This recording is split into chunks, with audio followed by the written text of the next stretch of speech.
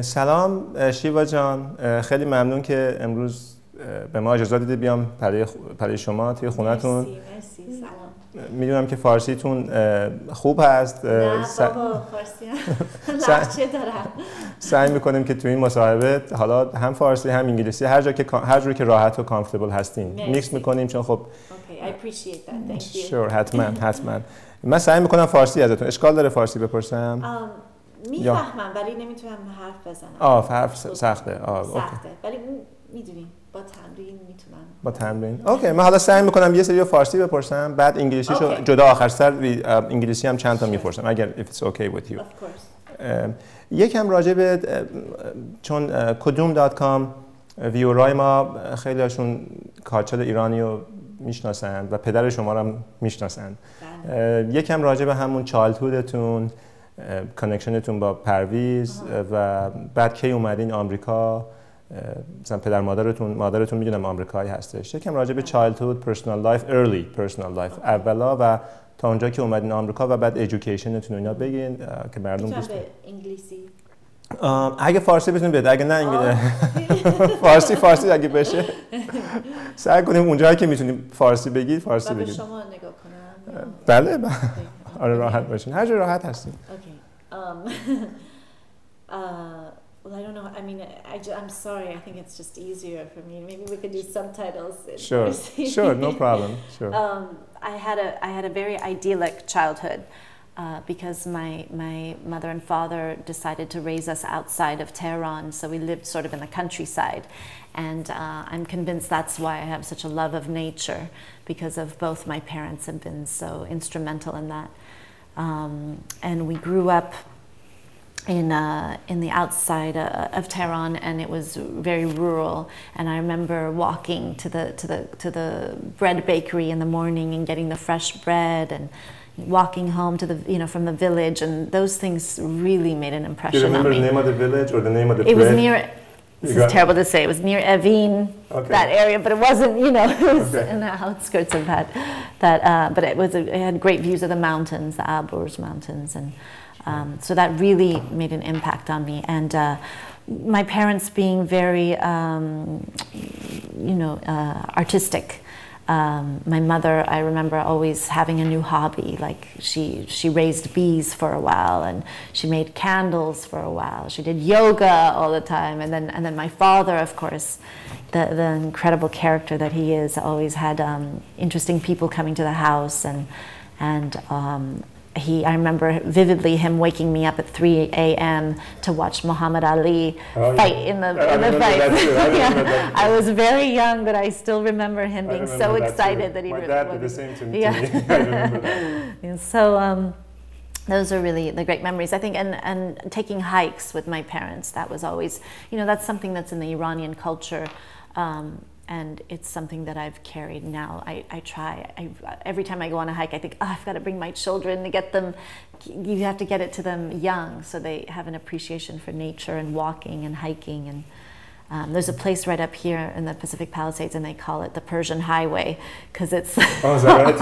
all the Iranians walking on Saturdays and Sundays. And I love going because sometimes they don't know I'm Iranian, and I just eavesdrop on all the conversations, and it helps me, motivates my walk. But growing up in Iran was a wonderful experience. I went to an international school, Partheon school, and I really have fond memories until the revolution, of course, and that was very traumatic because we were there during martial law. We were there when our friends lost their homes, and they would come stay with us because we didn't live in the city. We were there, when there was no electricity, and you'd hear gunfire, and it was a very traumatic time. But and then we escaped, which is another story in itself, and left everything behind, and overnight we were refugees. And where? In directly America, or no? You went to Turkey? We got our plane got hijacked on the way out, and then it took us maybe a course of several days to get out on the same plane. And we were smuggled on a 747, a British Airways that was it was smuggling out some airline attendants. So it was about 5 airline attendants and our family. And you ended up in Turkey first? And we ended up in Turkey. Do you know the story? No, because a lot of people, their passage is through Turkey. It's through Turkey. Well, the plane was made to land. And then we were held in Turkey. And my father, being the brilliant, improviser. Exactly, improviser, and he should be a diplomat. Honestly, he was able to get us back from Turkey. Back to Tehran, and then from there, I don't know how he handled it. But there was no government in office at that point. It was right after the Shah had fled. We were able to get to Germany, and the pilot had to put the gas on his credit card because we had no, and they didn't know what to do with the plane. It just came out of nowhere. Anyways, it was a pretty crazy, a lot of gas. But it was through a lot of trials and tribulations, we made it to the States. To the U.S. Okay. California, you ended up... To Los Angeles, California, yes. Because my father went to UCLA and he had a lot of ties here. So. How old were you when you came to the U.S.? 10. 10, okay. So you were in Iran. Were you born here? I was born here but moved there right away. So. And then, up until 10, and then you came here, went to school. And then your college was in drama or theater? I went to UCLA, which is where my father went. And I studied world arts and cultures, which was it's a great major they have at UCLA where you can combine all these arts and cultures from different countries. And then I had a theater emphasis, so I did theater as well. And professionally after college, you started with theater or films? Well, I started theater at 15, so I've been doing theater for most of my life. I mean, I started in Santa Monica at a couple theater companies, and now I still keep in touch with them. They've grown big, these theater companies. So I started very young. I knew what I wanted to do, and so at UCLA I did theater, and then I moved to New York briefly with my ex-husband, and I did some theater there, and then I decided to have a child, so we moved back here, and mostly theater, and then I started doing independent television shows and some movies. So theater and TV shows. Yes. When you moved to New York, I guess, did you do any Broadway? I did some off-Broadway, and I did a couple readings at Broadway houses. And I also know that you do write for Huffington Post, like blog for them. Yes, and I'm going to be starting a website in the spring of 2011. I'm trying to think. The name may be Roseland. I don't know. There's a couple names I'm playing around with, but I hope everybody will look at the website. But it's going to be a combination of my articles that I've written for Vogue and LA Confidential and Huffington Post, and I'm doing more and more writing. I've written a play and film, but this is going to be basically a lot of my writing. Your writings, okay. And we'll definitely place the link on our website. Thank you. For anybody who wants. I guess influences on your personal life or your professional life. I know there's the Iranian heritage of your dad, but there's also your mom's Irish. Was she Irish-American? Yes. Heritage. How do you think the confluence of influences, I guess that's a word, affected your personal and professional life, the Iranian/Western? That's a good question. It's true. I feel like sometimes they're at opposing odds with each other.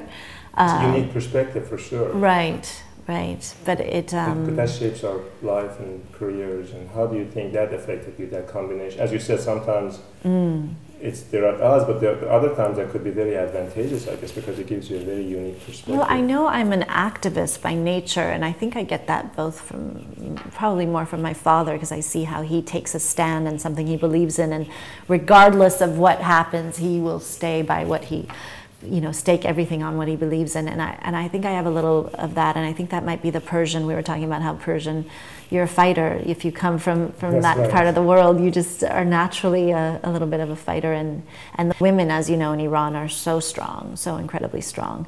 And so I think that's helped me in my defiance towards, corporations, government.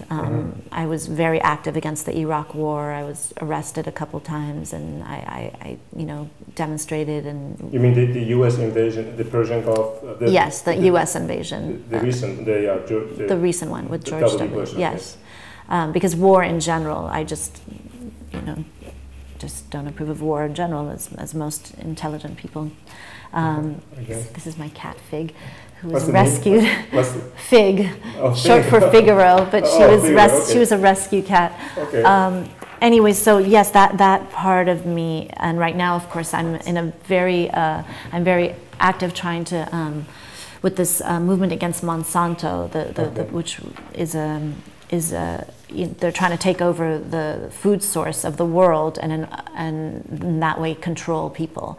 And through genetically modified seeds and also doing things like going after little farmers, so the little farmers lose their businesses and they basically want to take over the world. It's just it's great. You can't imagine something so evil being a reality.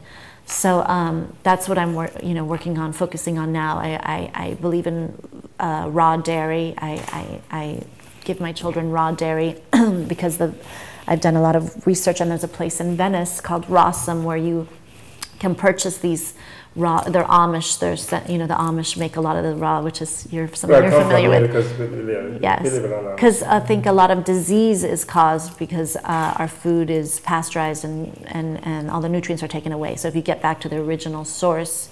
In Iran, we grew up on the goat milk, and I think that's why my brother and I have a younger brother, Nader. I think we were pretty much healthy, and I think it has a lot to do with our organic and healthy food source we had as children. That's correct. Even although that's changing also, unfortunately. In Iran. Even in Iran, it's changing over time. Yeah, and the pollution and. The pollution, that's right. Yeah.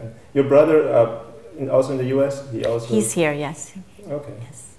But is he in the arts? He's in the real estate. Oh, real estate. Yes. Oh, okay. He's a businessman. Yeah, he's a businessman. Okay. I know that you also, you touched upon it in terms of human rights activism. Tell us a bit about what you've done in terms of advocacy in human rights. Well, I've worked with an organization called No More Victims, which helped pay for surgical needs of children that were victimized by the war in Iraq. Like we've gotten this girl Sally a new pair of legs, prosthetic legs, things like that. And then of course the situation in Iran, trying to help as much as we can with the imprisonment of certain people. And then also I believe locally, it's really good to take action locally, and I've been working for over 15 years with an organization here in LA called VIP that helps with raped women and girls.